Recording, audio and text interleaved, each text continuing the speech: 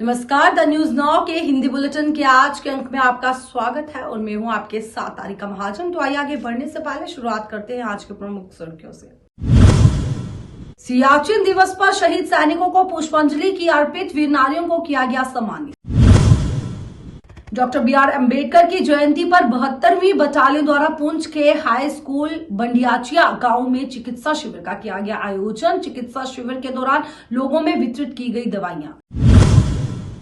राजौरी के कोटरंका में 2 स्थानों पर बिजली गिरने से 2 युवकों की हुई मौत, एक की हालत गंभीर।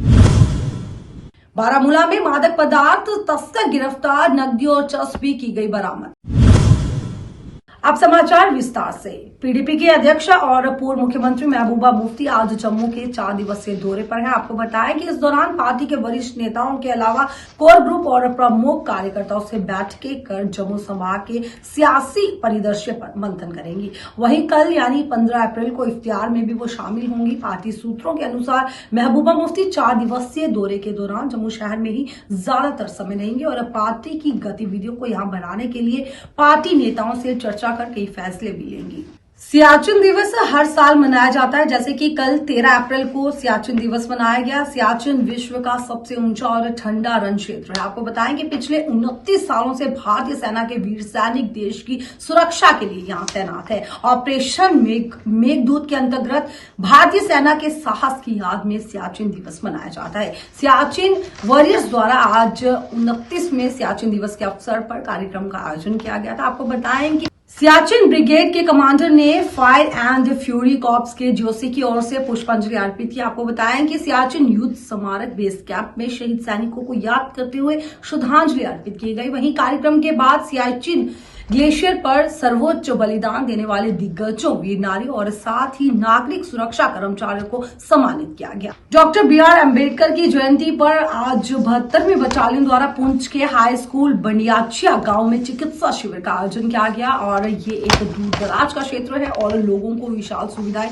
यहाँ नहीं मिलती और रमजान के महीने के दौरान भी लोग अस्पताल जाने में असमर्थ होते हैं और उस स्थिति में उन्हें इस प्रकार के चिकित्सा शिविर प्रदान किए जाते हैं। वहीं इस चिकित्सा शिविर में लोगों को मुफ्त दवाइयां भी बांटी गई और लोगों द्वारा 72वीं बटालियन का आभार व्यक्त किया गया। आज मेडिकल कैंप ये लगाया जा रहा है। ये गृह मंत्रालय के दिशा निर्देशानुसार आज हमारे जो जम्मू सेक्टर के IGP हैं श्री महेश नड्डा IPS, उन्होंने उनके दिशा निर्देशों में ये काम किया जा रहा है। मेडिकल कैंप हमारे टोटल पूंछ और राजौरी में 6 मेडिकल कैंप लगने हैं। आज यहाँ है, कल एक कैंप पूंछ में वो लगना है, उसके बाद 3 राजौरी में लगना है, 1 सुंदरबनी में लगना है। मेडिकल कैंप बेसिकली लगाने का हमारा मेन मकसद यही होता है कि जितने भी दूर दराज के जो गांव है जहाँ पर आम पब्लिक की पहुंच, क्योंकि हॉस्पिटल जाना और सिटी में जाने में टाइम लगता है, तो ऐसी जगह पे जाकर के कि वो बड़े बुजुर्ग लोग हैं जो चल नहीं सकते, उनको फ्री में जितने भी है जो हमारी जो जांच टीम आ रखी है, स्वास्थ्य चेकअप करने वाली टीम है, मेडिकल से जो आपकी हेल्थ टीम आई है, डॉक्टर आ रखे हैं सभी, और फ्री ऑफ कॉस्ट ये दवाएं दी जा रही है। और ये कैंप करने के पीछे एक ये भी कि लोगों को स्वास्थ्य के प्रति जागरूक करना कि आने वाले टाइम पे जो आपको कैसे स्वास्थ्य का ध्यान रखना है। और बीच में कोरोना की महामारी आपने देखा होगा कि उसमें कितने सारी बीमारियां की वजह से बहुत सारी परेशानियां हुई थी। तो हमें उन चीजों के बारे में लोगों को जागरूक करना है और स्वास्थ्य के प्रति हमें सजग रहने के लिए उनको खान पीने के बारे में बताना है, क्या खाना पीना है, दवाइयां किस प्रकार से लेनी है। ये टीम का एक मकसद यही होता है। हमारा यही मकसद है कि आवाम और देश की जनता है सभी स्वस्थ रहें, और स्वस्थ रहेंगे जब हमारा शरीर स्वस्थ रहेगा तो सब हमारे पीछे रहेंगे। अन्यथा अगर हमारा शरीर स्वस्थ नहीं है तो कोई किसी का नहीं है। सबसे इम्पोर्टेंट हमारा शरीर है। अगर शरीर स्वस्थ है तो सब कुछ उसी के साथ जुड़ा हुआ है।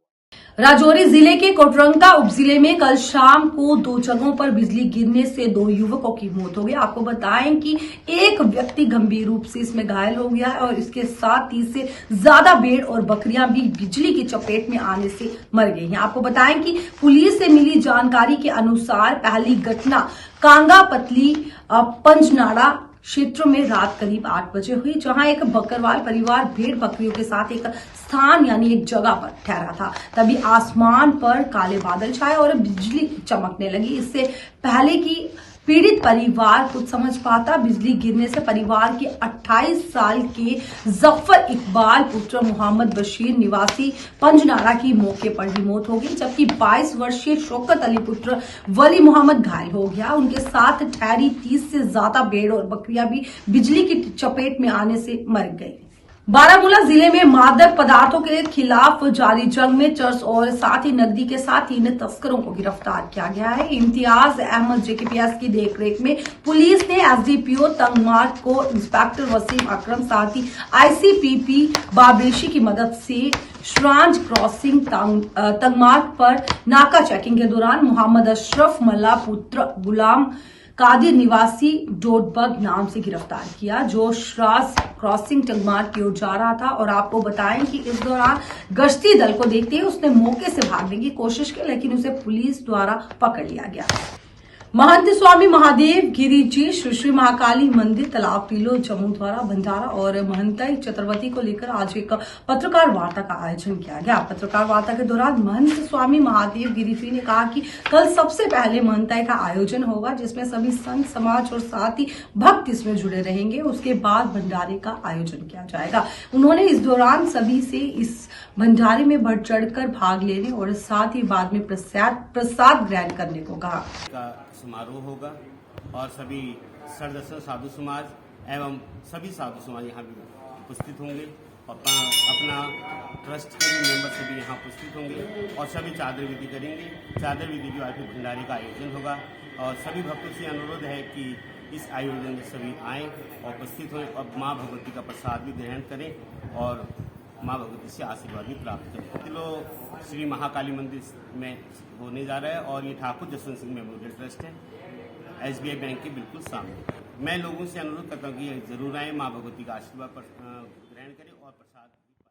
आम आदमी पार्टी उधमपुर इकाई द्वारा आज बाबा साहेब भीमराव अंबेडकर की जयंती पर उन्हें श्रद्धांजलि अर्पित की गई। वहीं इस दौरान पार्टी द्वारा उन्हें श्रद्धांजलि अर्पित कर उनकी जीवनी पर प्रकाश डाला गया और साथ ही बाबा साहेब भीमराव अंबेडकर द्वारा किए गए सराहनीय कार्यों पर भी प्रकाश डाला गया। को सबसे पहले बैसाखी की बधाई देना चाहता हूं और आज का यहाँ पे मुख्य उद्देश्य आने का है कि आज सबको मालूम है कि डॉक्टर भीमराव रामा अंबेडकर जी की आज 132वीं जयंती है।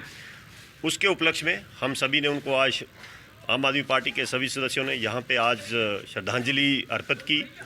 और अगर मैं बात करूँ श्री भीमराव अंबेडकर जी की, अगर हम उनकी जीवन कथा के बारे में बात करें तो एक बहुत लंबी हिस्ट्री होगी, बहुत लंबी बात होगी, लेकिन मैं शॉर्ट में थोड़ा सा आपको बताना चाहूँगा कि जिस स्थिति में उन्होंने बचपन से लेकर के आप अपने अंत तक जो उन्होंने परिश्रम किया, किन किन परिस्थितियों से निकल कर के उन्होंने एक महान शक्ति के रूप में वो उभर के आए और जिन्होंने हमारे भारत वर्ष का एक कॉन्स्टिट्यूशन लिखा। मेरे हिसाब से ये एक बहुत बड़ी उपलब्धि है। कॉन्स्टिट्यूशन ही नहीं, अगर आज आप देखें जो हमारे रिज़र्व बैंक ऑफ इंडिया है, इनके ऊपर उन्होंने ही ये लिखा था और उसी चीज़ को जो हमारे रिज़र्व बैंक ऑफ इंडिया है उन्होंने उसको अडॉप्ट किया है। तो अगर आप पूरे भारत की बात करें, चाहे वो अर्थव्यवस्था है, चाहे वो प्रशासन है, चाहे वो सियासत है, वो सब उनकी देन है। वो एक इतनी बड़ी महान हस्ती थे। मैं उनके बारे में जितना कहूँ उतना कम होगा। और इसी के साथ में आज आप सबको बताना चाहता हूँ कि आज हमारी आम आदमी पार्टी जो एक नेशनल पार्टी बन चुकी है, इसके लिए भी मैं पूरे देशवासियों को बधाई देना चाहता हूँ। मैं अपनी और अपनी पूरी टीम की तरफ से सबको बहुत बहुत बधाई देना चाहता हूँ। धन्यवाद।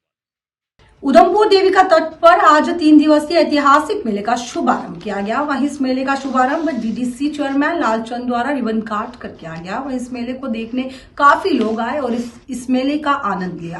को बधाई है और मुबारक है बैसाखी की, और उसके साथ उधमपुर वासियों को भी और व्यापार मंडल को, जिन्होंने इसको पूर्ण जीवन किया हुआ है। क्योंकि पिछले दिनों देवका प्रोजेक्ट के कारण ये थोड़ा धीमा पड़ गया था, मेला हुआ करता था, लेकिन वो रौनक नहीं थी। इस साल अब मैं आया हूँ, देखा कि कल से ही इतनी रौनक है जहाँ जो पहले हुआ करती थी। यही एक भाईचारा है, यही ऐसे मेले आपस में लोगों को बैठने का मौका देते हैं, आपस में बात करने का मौका देता हूँ। इसके लिए व्यापार मंडल को मैं पुनः बधाई देता हूँ। मेरे साथ ही नैनसू में है, वो भी मेरे अपने सहयोगी हैं, वहाँ भी उन्होंने इस बार मेला शुरू किया। मेला तो पहले भी होता था, लेकिन इस साल उन्होंने बढ़ चढ़ के किया है। थोड़े वो नाराज़ हैं कि हमें कुछ ज़्यादा परमिशन नहीं मिली है। अरे आप करिए, प्रशासन आपके साथ है। आप जहाँ भी कोई डोगरा कल्चर को आप जिंदा रखते हैं, प्रशासन, डिस्ट्रिक्ट प्रशासन, हम चुने हुए नुमाइंदे आपके साथ हैं। मैं जैसे पहले कह रहा था कि हमारे जिम में शिवरात्रि होती है, महाशिवरात्रि, और 50,000 से ज़्यादा लोग वहाँ जाते हैं दर्शन करने को, और दूसरे दिन वहाँ छिंज भी हुआ करती है। तो ये ऐसे कल्चर हैं जो हमें अपनी डिस्ट्रिक्ट की बात करता हूँ, हर कोने में ऑर्गेनाइज करने चाहिए, ताकि हमें मिल बैठ के एक दूसरे से भाईचारा और बढ़े। जय भारत, जय हिंद। मेले की रौनक जो है, सर्कस और झूले देखने को मिलते हैं, इस बार नहीं देखने को मिले, क्या कमी रही? थोड़ी जगह की प्रॉब्लम है हमें, उसकी हमें परमिशन चाहिए। जब झूला लगता है उसको के लिए काफ़ी इंतजाम करना पड़ते हैं। अगले साल हम पहले से अरेंजमेंट करेंगे। हम चाहते हैं कि नैन सूबे में झूले लगे, जहाँ भी झूले लगे, जो भी हमारी डिस्ट्रिक्ट की तरफ से हमें परेशानी होगी उसको हम पहले ही तैयारी करेंगे। आन मौके पे हम ऐसे परमिशन दे दें, फिर कहीं कोई छोटा सा हादसा हो जाए उसके लिए आपको ही परेशान करेंगे मीडिया वालों को लोग कि आप बताइए क्या हुआ, कैसे हुआ। तो ऐसे इशू उठने नहीं चाहिए और नाराज़गी मन में रखनी नहीं चाहिए कि उनको दे दिया, हमें नहीं दिया। मैं मेरे सभी अपने हैं, मैं चाहता हूँ अगले साल दोनों जगह पर बराबर का इंतजाम हो। बांदीपुरा के हाजीन शहर में पारंपरिक घोड़ा गाड़ियों को स्थानीय रूप से टांगा कहा जाता है, जो अभी भी परिवहन के साधन के रूप में उपयोग किए जाते हैं। कश्मीर का सबसे पुराना परिवहन साधन घोड़ा गाड़ी, जिसे आमतौर पर टोंगा के नाम से भी जाना जाता है, अभी भी बांदीपुरा के हासीन शहर में सड़कों पर आपको बताएं कि कब्जा कर रहा है। इसी के साथ परिवहन का सस्ता और प्रदूषण मुक्त साधन होने के नाते श्रीनगर से लगभग 32 किलोमीटर दूर हासीन में टांगा अभी भी सबसे ज्यादा मांग वाला वाहन है।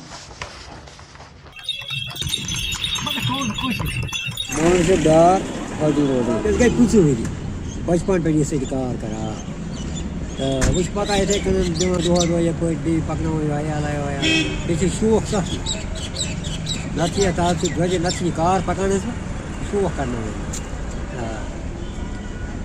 क्या ये दो रुकी कैसे काटे सो सुविधा करे ये कार करे वो इस करा पड़ी शौक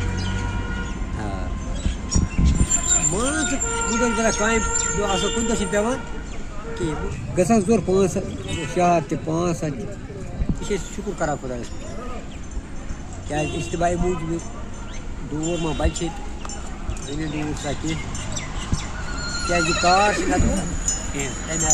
शौक है पुज वही बचपन पे कार निवर कुछ में कहीं कार इन वोलस वक्त शौक ना कार वह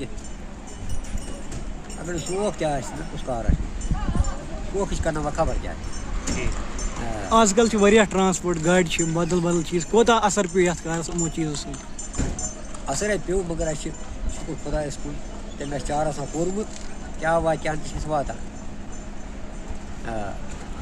क्या प्रस्कृत पे गो रुटी अत बोल क्या हेको क्या कार ती कर पोजी ग दुबई पे ब्रो असल सो हिसाब अब द्रजर बिजली ना क्या आज क्या अगर आज गई गुरी से बराबरी की तो ये शौक सड़क खत्म नहीं तवे के ये ना टांगन वांगन सख्ती जबरदस्त सख्ती सड़कों तो पथ ना अस जहें कह स्कीम मुल्क ऐसा ये गुरु तुल फोटो वोटो क्या तौर इंश्योरेंस विंश्योरेंस अकिस मूद गुर तस तो ना अकिस गुर अगर मोदी यह त्रोवास यह बुत टिकट सो नंबर ओत्र पत् खोल योट यह तुझ सा लिखित ये अकाउंट नंबर ते सारी मगर तो सरकार की तरफ से